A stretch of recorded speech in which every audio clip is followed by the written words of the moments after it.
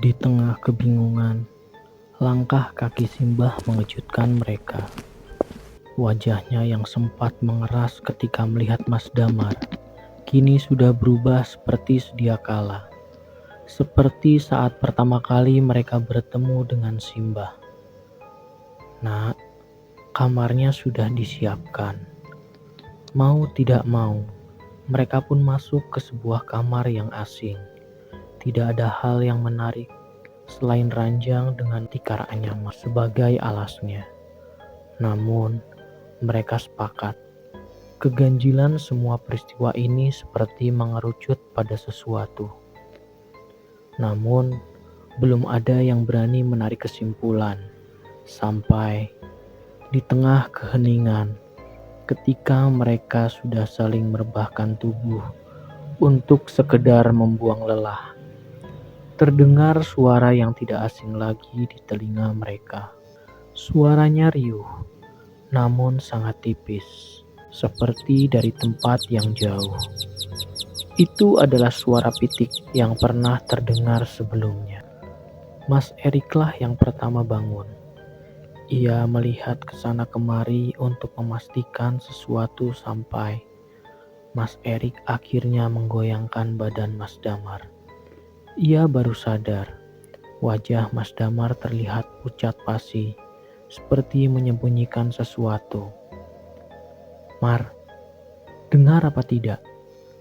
Mas Damar masih diam, mencerna setiap kalimat Mas Erik, sampai akhirnya ia mengatakan, Rik, kamu percaya nggak sama pocong?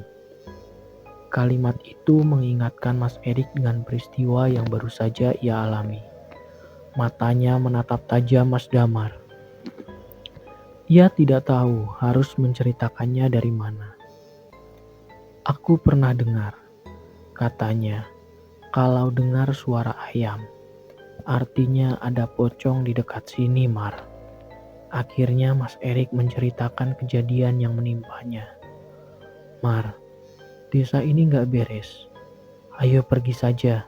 Anumu sudah gak apa-apa kan? Mendengar itu, Mas Damar kemudian juga mengatakannya. Rik, sepertinya Simbah. Belum selesai melanjutkan kalimat itu, tiba-tiba mata Mas Damar menatap ke jendela kamar yang hanya tertutup gorden. Di sana ia melihat wajah mengintip. Rik, ayo kita pergi saja dari sini. Ada apa? Di jendela. Di jendela. Mas Damar menunjuk ke arah jendela. Di jendela ada wajah Simbah. Kaget. Saat itu juga Mas Erik langsung mengemasi barang bawaannya, diikuti Mas Damar. Mereka bergegas keluar dari rumah itu. Namun, baru saja membuka pintu kamar. Di depannya Simbah sudah berdiri. Wajahnya menatap Mas Damar dan Mas Erik bergantian. Mau kemana, nak? Mas Damarlah yang pertama maju. Mbah, mohon maaf, kami mau pulang. Pulang kemana? Ke rumah saya sendiri, Mbah. Simbah awalnya hanya berdiri. Namun, perlahan-lahan tubuhnya tertekuk. Lalu membungkuk, menatap mereka dengan senyuman paling mengerikan yang pernah Mas Erik dan Mas Damar lihat seumur hidup. Penyakitmu sudah sembuhkah, nak? Mas Damar terdiam lama. Di sini, Mas Erik yang kemudian maju. Sebenarnya, Anda itu siapa? Saat itulah, senyuman buruk rupa itu menjelma menjadi suara tawa yang membuat Mas Erik dan Mas Damar menggigil karena ngeri. Bulu kuduk mereka berdiri, dan dada mereka berdetak tanpa henti.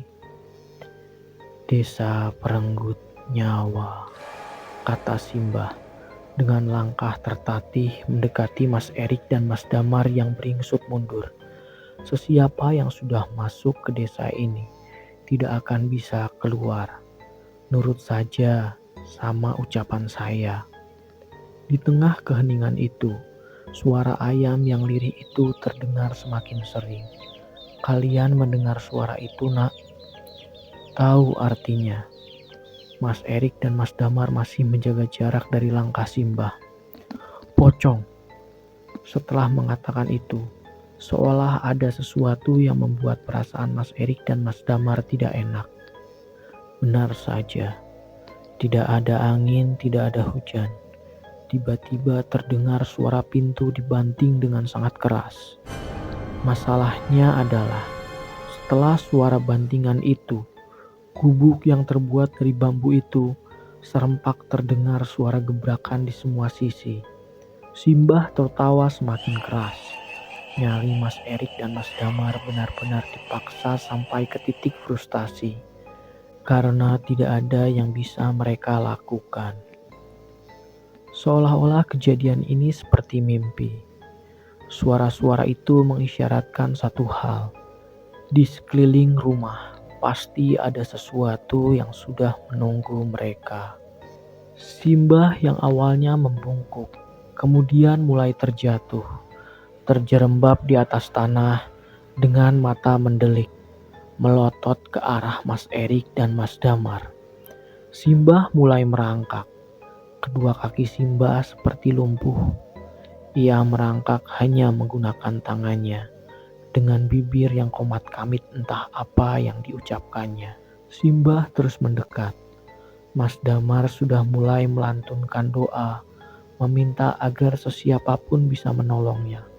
Mas Erik hanya terdiam sembari meracau, "Jancuk, jancuk." Saat itulah tercium aroma familiar yang seolah menyadarkan Mas Erik dan Mas Damar.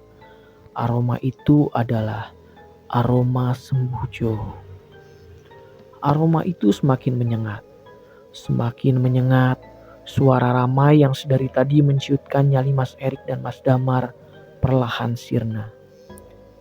"Di belakang ada pintu, Rik," teriak Mas Damar. Mereka bergegas lari dan Simbah berusaha mengejar.